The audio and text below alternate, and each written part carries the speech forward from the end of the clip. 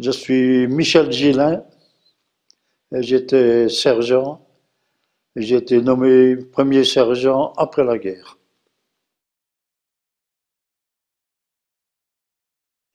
Laquelle? Parce que j'ai fait deux armées. La toute première, c'était l'armée secrète, donc l'AS, la résistance, où je suis entré comme volontaire, bien sûr, et comme simple soldat, comme troufion. Et alors la raison primordiale pour laquelle je suis entré en résistance à 16 ans, hein, je suis entré donc en 43, je venais d'avoir 16 ans, c'est parce que papa a été arrêté, hein, par les Allemands, par la Gestapo, et il était en prison à ce moment-là. Et comme le service continuait, à ce moment qui continuait, nous avons appris par un ami que nous avions à la commandanture que maman allait se faire arrêter.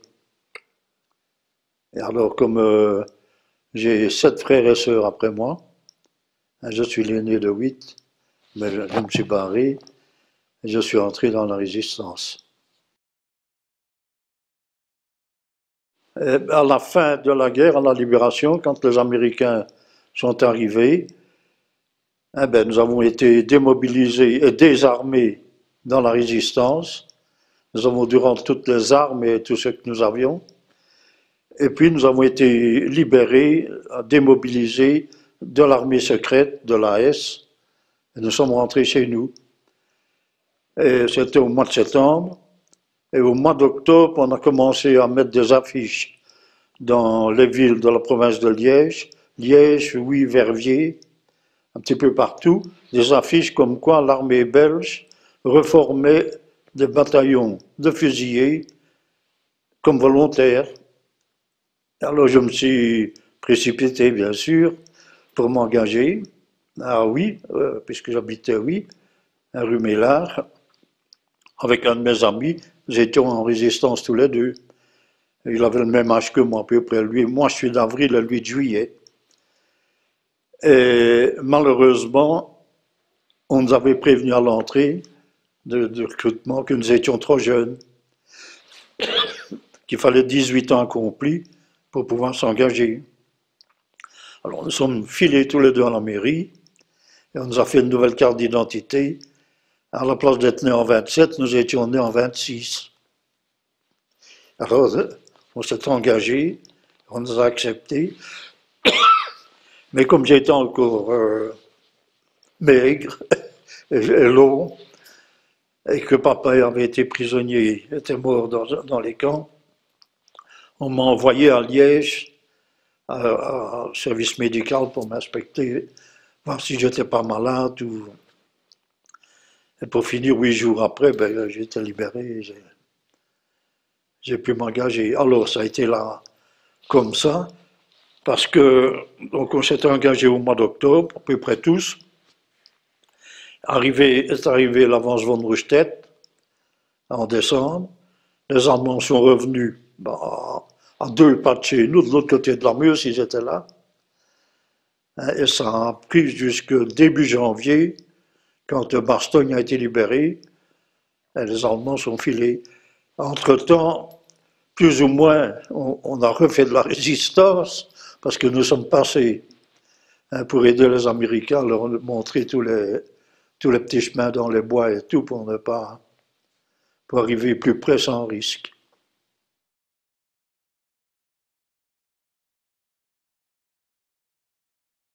Ben, le principal, il y avait deux gros buts. C'était de couper toutes les télécommunications, téléphone, tout. Et puis retarder, surtout après le débarquement, retarder le plus possible les renforts allemands en minant les petits ponts sur les petites rivières, des trucs comme ça.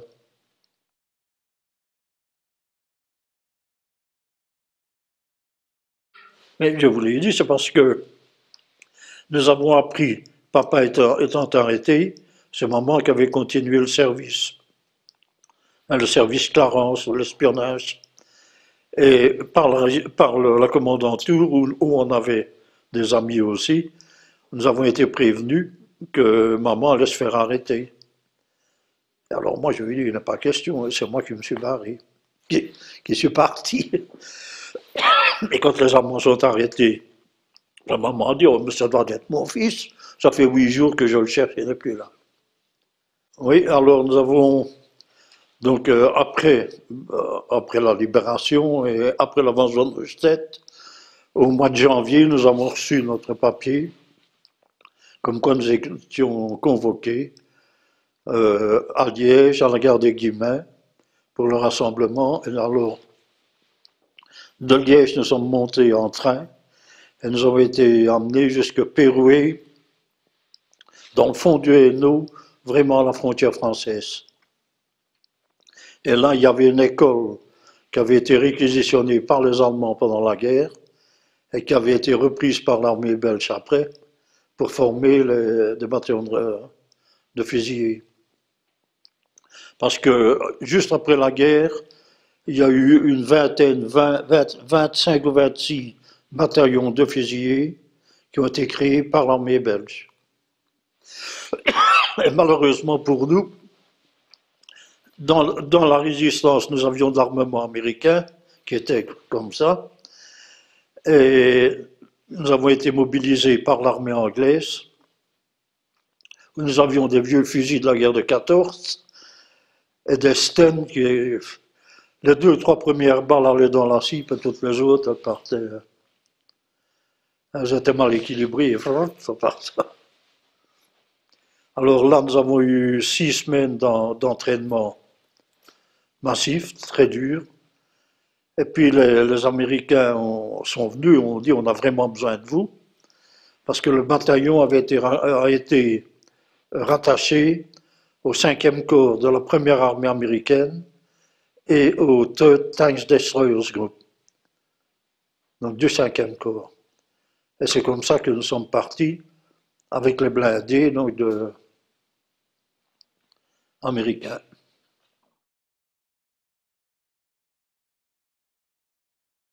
Mais le 17e bataillon de fusiliers.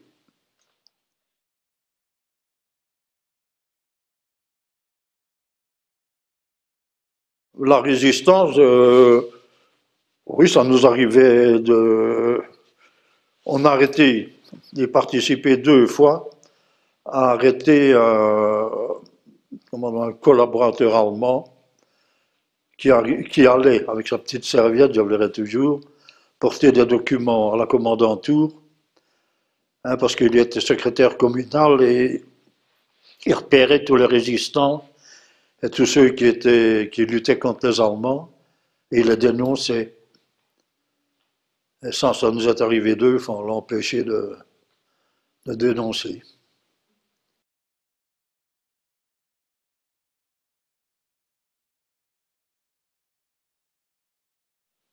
Ben oui, au 17e, c'était tout à fait différent. C'était un monde différent parce que à la résistance, quand on se réveillait le matin, on ne savait pas si on dormirait le soir. Et vice-versa. Quand on s'endormait, on ne savait pas si on se réveillerait. Tandis que au bataillon, quand nous sommes entrés en Allemagne, ça ne nous est jamais venu à l'idée.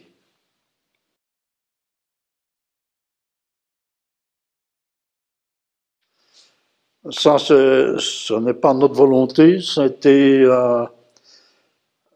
quand nous étions en face de Leipzig, c'est là que les Américains et les Russes ont fait jonction. Donc on n'avait plus besoin de nous, sauf en occupation. Et à ce moment-là, le général Patton avait prévu de faire une pointe forcée pour essayer de libérer Prague avant les Russes. Et il avait demandé au commandant suprême, à Eisenhower, s'il pouvait avoir en renfort une brigade de tank destroyers. Et ceux qui étaient les plus près, c'était nous, à Leipzig, avec les Américains. Donc tout le tank destroyers est descendu de Leipzig jusque dans la région de Eger, hein, en une nuit. Un jour et une nuit. On a fait plus de 200 kilomètres en une nuit. Tout, les blindés, tout. Et alors, nous avons été redispersés, chacun avec nos Américains, notre compagnie. Hein, c'est comme ça que Louis, eux, ils ont eu la chance de venir jusqu'à Pilsen. Et nous, on essaie de détourner Pilsen pour aller jusqu'à Prague.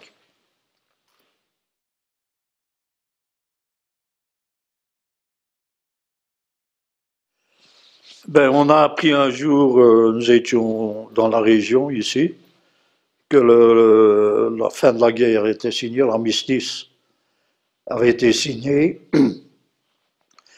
et que le cinquième corps, le Third Tank Destroyers, retournait à la première. Et la première armée repassait par une période de repos aux États-Unis et puis filait pour le Japon.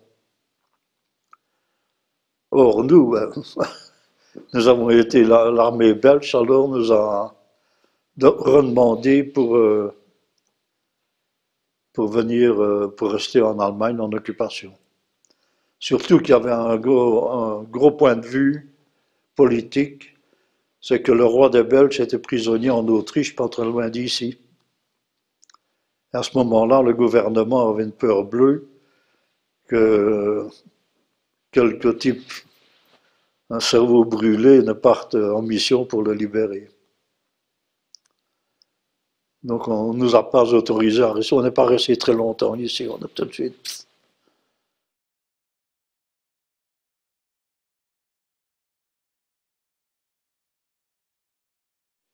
Ben, avec un sentiment d'une mission pas complètement accomplie.